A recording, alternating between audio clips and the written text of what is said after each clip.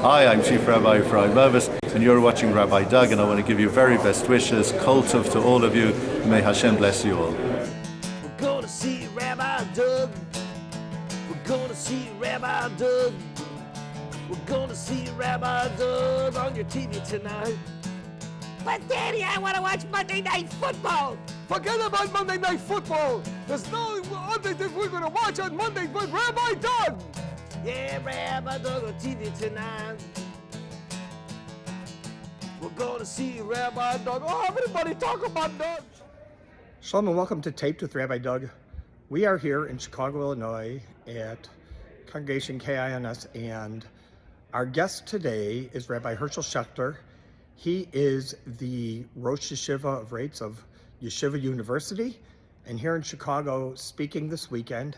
And what a great honor to have him on and hear his lecture this morning on Mesorah, on tradition and the passing down of tradition.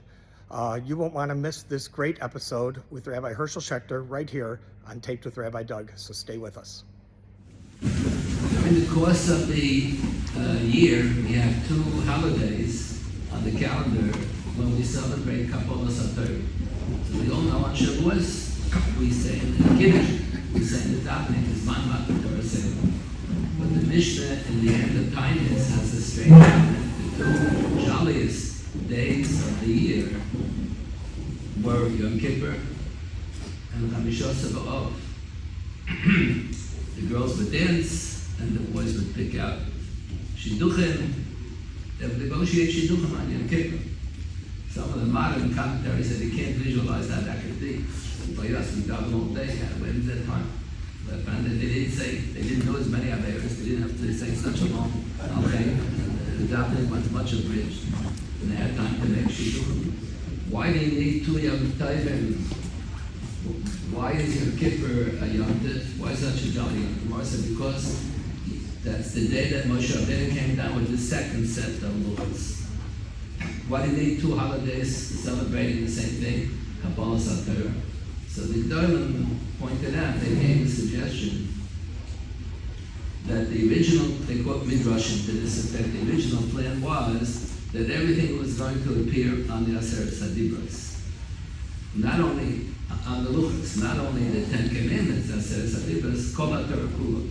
One quotes psukim that were on the Luchas, that Vayasam it's not part of the Aseret Sadibros. So apparently the original plan was there wasn't going to be any Torah Shalom, there wasn't going to be any oral traditions. Everything was going to be Torah Shalom. It's all going to be appearing on the Luchas. And then the Jewish people sinned with the Chet HaEgel, the golden calf. HaKadosh Baruch Hu punished the Bnei Yisrael. The part of the punishment was, the original thing was, the Jewish people will be like angels, and the Mesorah, the non-Jewish nation, will never have any shlita over the Jewish people. But after they sinned with the Chet HaEgel, HaKadosh Baruch Hu said, part of the punishment will be that the Mesorah will have a shlita over the Jews. They'll have a shlita over the Jews, and they'll have a shlita over the Torah as well. So they'll be able to claim that they are the Am HaNivchar. That's what the Catholics have been claiming for many centuries. That when the Jewish people rejected also Ishmael, we rejected Jesus. So we lost our status as the Am HaNivchar, and they are now the Am HaNivchar. It says in the Pasuk, there's a Pasuk in Chumash, you're not permitted to pronounce the name of an Avodah Zarah. But it says that Jesus was the name that he got when he had his bris. So that wasn't the Shem Avodah Zarah. That was the Shem Harisa. The second name that he has that starts with the C, that's the name that was given to Shem Avodah Zarah. So Jesus, we avoid saying it, but strictly speaking, it's mutter to say. So the Catholics claim they keep on changing their religion. So for many centuries they claim that Jewish people are all going to go to hell, all going to go to Gehenna because we rejected Osar Ish, and they're the Am HaNivchar. When the Zionist movement began in the late 1800s,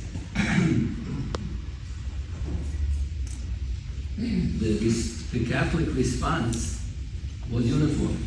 If you look at all the newspapers, people collected all the articles in French and in Spanish and in English and in Italian, all the different languages that Catholics have newspapers.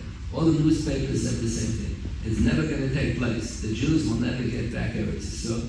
Eretz Yisrael is the Eretz HaNevcheres, is the chosen land for the chosen nation. And the Jews used to be the chosen nation, but when we rejected Oseh Ish, we lost our status, and they are now the Yam HaNivra. That's what they were writing for you. It's never going to happen. When the Medina was established in 1948, so the Vatican did not recognize it for many, many years until Rabbi Lau was chosen as chief rabbi, and as a child he was in the same concentration camp as the Pope. They had non-Jewish people in concentration camp also. He killed some non-Jewish Polish going also. There were people, there were intermarriages after the war. Men, and you can't marry non-Jewish women. They didn't realize that there are laws of conversion. They liked each other in the concentration camps. In many cases, in New York, they found that after the grandchildren were born, that the grandmother was not Jewish. Moshe Feinstein was decided Kedushin by the intermarried couple. Unbelievable. The husband married the Goyish woman from the concentration. Was Yagi Mina, Moshe Feinstein drove him around all the time. To raise money. It never occurred to anybody that his wife was a Goy. She observed all the mitzvahs, but she never converted to Krishna. She was a Goy. So when Rabbi Lau was a chief rabbi, he made an appointment to meet with Pope, whom they knew from childhood on, and that's when they recognized the Medina at that time. But they had to give it parents. They had to give an explanation. They said it's never going to happen. That's what they were printing. So they said first they said it didn't happen. The Jews have modern Israel, but they don't have the real. They don't have the Yerushalayim, and they don't have the Hebron, where Abraham Yitzchak lived. In Hebron, they didn't have Shiur HaLavos, the city where our forefathers lived. So that was the terrace that they gave originally. And then after Melchet Sheshet Hayamim, Har HaBayis V'Yabeinu, the Jews got Hebron. Hebron is also a parsha b'fnei atzma. One man conquered Hebron, Rabbi Doug. He was such a character. He was such a colorful, he's a tremendous character. And the plan was, the whole Mesorah was only 6.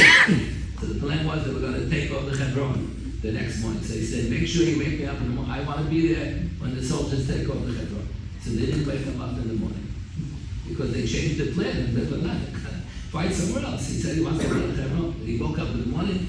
There's nobody there in the army base. He was so furious, he got to drive him to Hebron. He drove him into Hebron. There were no Jews there. Everybody was sleeping in the morning. He was banging on the gates of the Morris HaMachpelah. And they thought, me or there, who's banging on? So they opened up the door. Then they realized he's all alone. They can kill him. So he started calling on his walkie-talkie. Save me. The Jews are there. They take him out of the city. So one man with Nissen. One man took over Hebron. Rabbi Doug went alone. And Yerushalayim. Everything was Nissen. So when they took over Yerushalayim, so the terrace that the Catholics gave after 1948 was that the Jews only have the modern Israel, they have Tel Aviv, they don't have Hebron, they don't have Yerushalayim. So how do they fire into the terrace? So the day after Melchet Sheshet Hayamim, the Pope at that time said he thinks we should internationalize Yerushalayim. Why should you internationalize? Kozman that it was under the authority of the British and the Turkish. They never made a declaration. You have to international, only under the Jewish control. That's against their Imam. The Jews are cursed. They're going to go to Gehenna because they didn't accept those Shemi and not the Yam HaNivra anymore. The Eretz HaNevcheres of the Yam HaNivra, they were hacking for years. That's never going to happen. The Zionism will never take it. So the Pope had said the next day he thinks they should internationalize Yerushalayim. And for many years, year after year after year, whoever would be the Pope would say the same thing. They should internationalize Yerushalayim. Now it's already so many years after, so they gave up already. So they changed the whole religion. So they said they don't understand why the Jews go to Gan Eden. They don't go to Gehenna. And even though we're not worshiping the right religion, they don't understand the secrets of Parnishal Judge. Because so they, for many years, when the cardinals from Europe would visit America, they would meet with the rabbis. They would only meet with conservative and reform rabbis. The Orthodox were not interested in meeting with them. After many years, they realized that the cardinals realized that the conservative and the reform rabbis don't represent the Jewish religion. So they finally wanted to meet with the Orthodox. So what happened was, Cardinal Luster J was born to Jewish parents, and they were Germans. They were not observant. They were Germans. So they gave over their child, they gave over their son to a Catholic family, that you shouldn't get killed. So as a young child, they baptized him, and then later on he worked his way up and became a cardinal. There was a Halachic at one time that they may make him the Pope, but that used to be in the Middle Ages, they would have Jewish popes. Now they're not interested in more Jewish popes. So he was in New York, he was walking around in plain clothes. This is before 9/11, way before 9/11. And anyone who wanted could walk into the yeshiva. Now, a Rebbe can't walk in without his ID card. They don't let anybody into the building now. They're afraid of the terrorists. So at that time, Cardinal Lustajet was walking around the building, and he saw the Rebbe's. He came in the morning, so the Rebbe's were teaching Torah to the students. And on the blackboard, there were formula from mathematics or physics or chemistry, whatever they were teaching in the afternoon. So he realized that in the morning they studied Torah, in the afternoon they studied secular things, and there's no contradiction. And by then, in Europe, whoever goes to university to study secular study does not go to Theological Seminary. So he wanted to figure out what's the secret that we have. How come by us there's no contradiction between the religion and the secular study? The simple answer is ours is the true religion. If you have a sheker, if you have a desire, that's all sheker. So nothing makes sense. There's going to be contradiction to everything. Contradiction to the whole mitzvahs. And the other simple teretz is, who wants to be celibate? Should it up inside. But then you have to be celibate. Many terutzim anyway. So he didn't think of any of the obvious terutzim. He thought there must be something to do with the chavrutza system. So he came with a group. He went to Dr. Lamb. Dr. Lamb usually was running around Arbor Compassorts raising money for the yeshiva. And even when he was in New York, he didn't have time to speak to Galachim. So Bimmy Pratt, Dr. Lamb was in his office that day, he was not doing anything.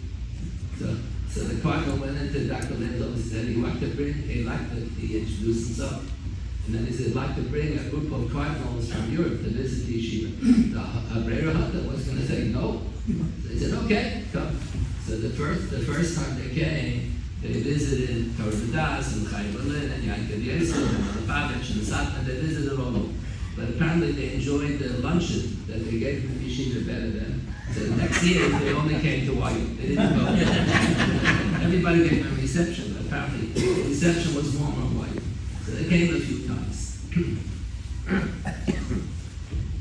So the original plan after Rabbi Shalom that's going to be, everything is going to be Torah Shabbat was changed because there's a pasuk in Treyasa that says, if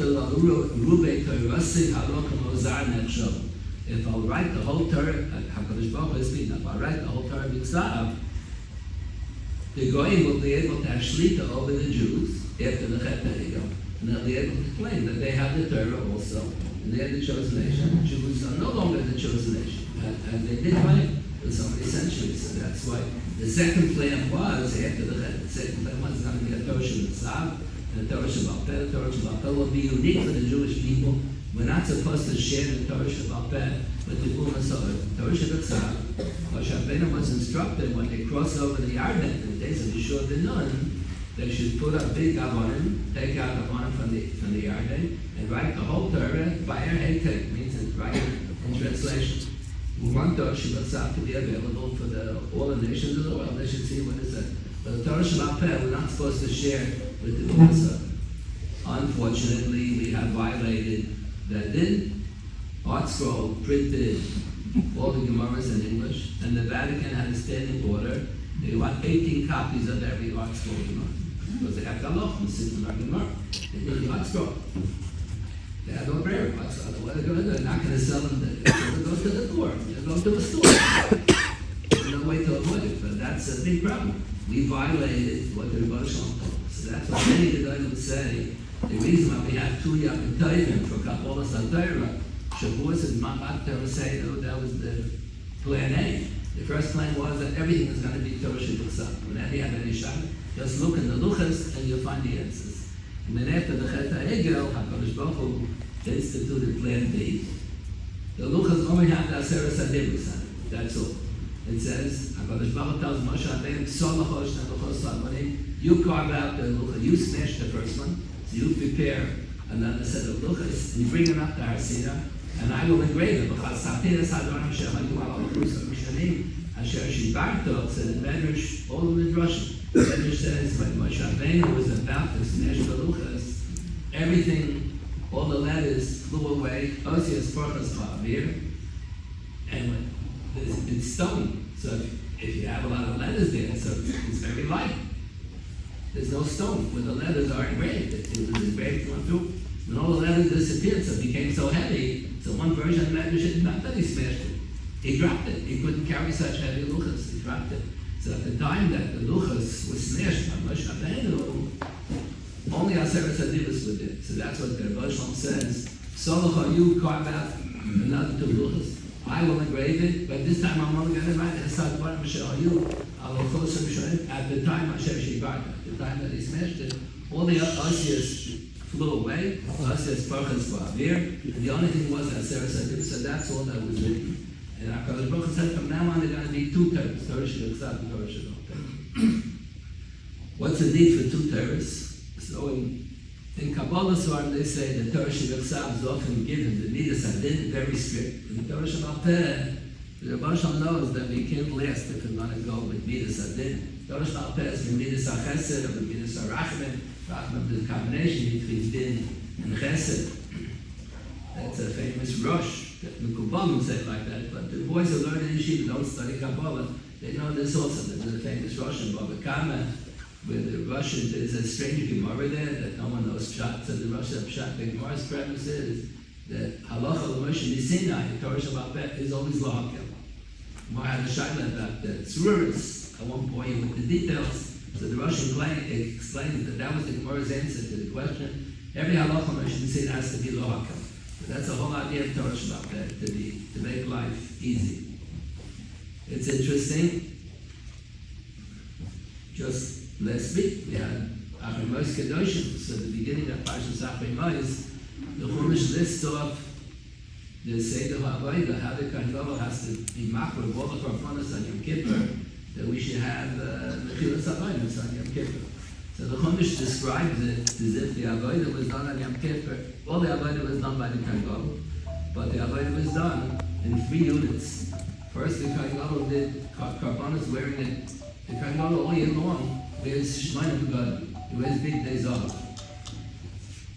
He has a uniform that consists of 8 pieces. It sits in one of them, 8 pieces. On Yom Kippur, the Avodah was divided into 3 units. So the second unit, the Kohen Gadol did a big day Lavan, only a linen begadim. Then he wrapped up the Avodah. At the end of the day, big days off. That's the way it says in Chumash. The Hakrabas, Hakrabanos are divided into 3 parts. The Torah Shabbat Peh says not so. It's divided into 5 parts. So he did big day Zav, big day Lavan, big day Zav, big day Lavan, big day Zav. And every time the Kohen Gadol wants to put on the begadim, he has to go to mikveh. So he puts on the begadim 5 times. He has to go to mikveh 5 times on Yom Kippur. And every time he either put on the begadim and take off the begadim, he had to do Kiddush Adai Raglayim. So he did 10 times Kiddush Adai Raglayim on Yom Kippur, 5 times Tefillah. Chamesh Tefillas, Vasari Kiddush, and Kohen Gadol did. So Rabbi Soloveitchik pointed out, if you do the Hakrabas Hakmanas the way it says in the Chumash, you're not Yotzei. You're supposed to do it in 5 units, not in 3 units. So the Torah writes it out of order, and the Torah Shabbat Peh tells you the more correct way to do it is in 5 units. So whenever there's a conflict between the Torah Shabbat and the Torah Shabbat Peh, you have to follow the Torah Shabbat Peh. You have to follow.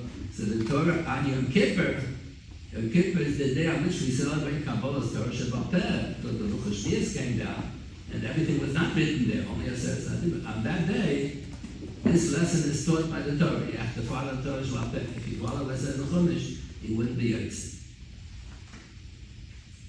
Torah Shabbat Peh, the Torah Shabbat Peh, was transmitted orally. Originally, it wasn't permissible to write down the Torah Shabbat Peh.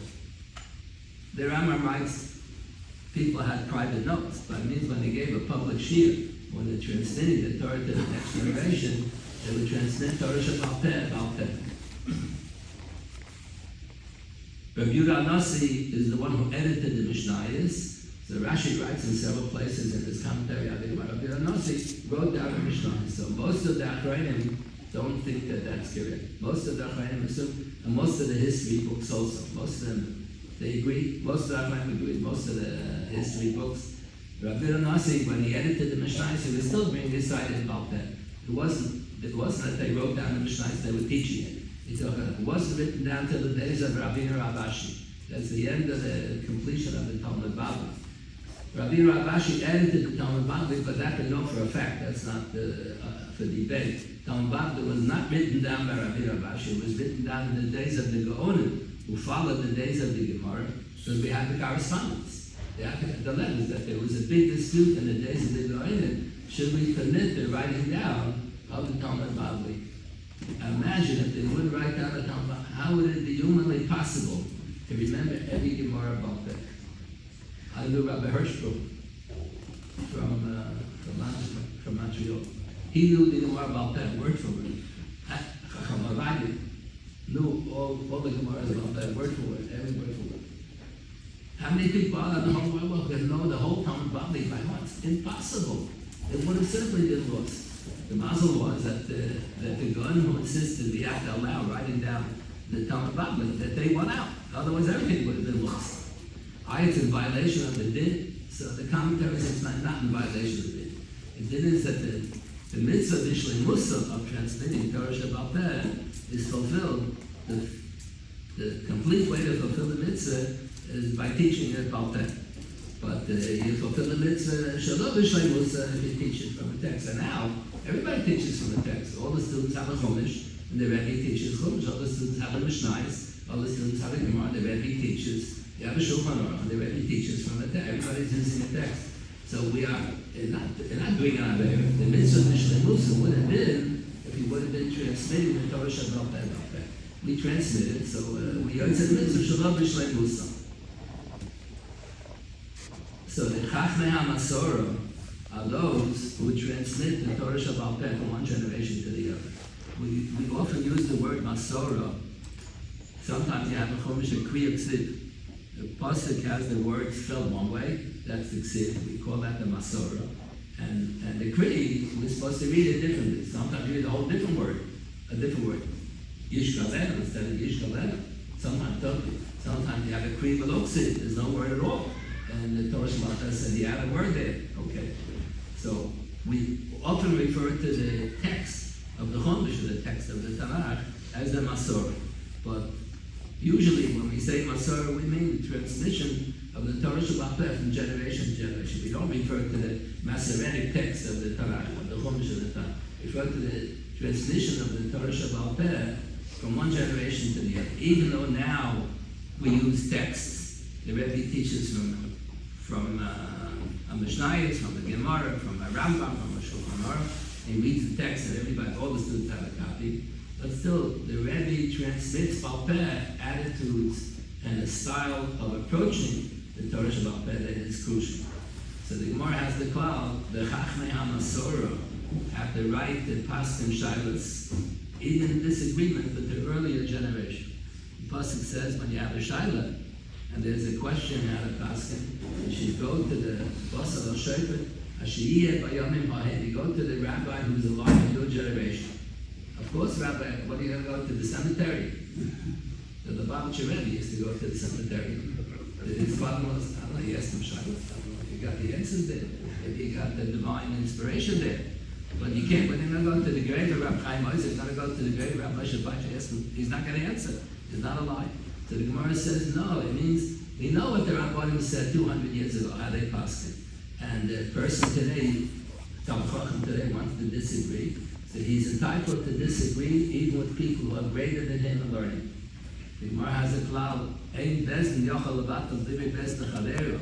The lady Bezdin has no right to cancel a rabbinic enactment unless it's greater b'chokmah than me. But if you're not talking about canceling a rabbinic enactment, you're talking about what pshat in the Chumash and what's the din.